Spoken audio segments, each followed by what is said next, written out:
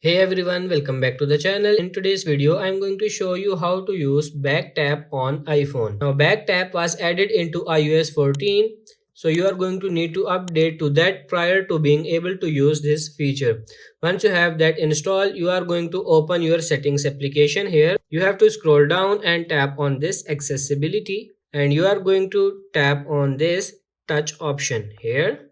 From here, if you scroll down, you are going to see this back tap. It's going to allow you to create a double or triple tap on the back of your iPhone to perform actions quickly.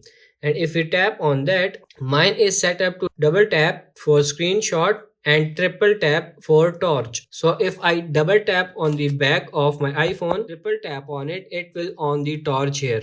Now you can configure this any way you would like, and there are so many different options, so you can choose here. As you can see here, whether it's the app switcher, camera, control center, home, lock rotation, anything.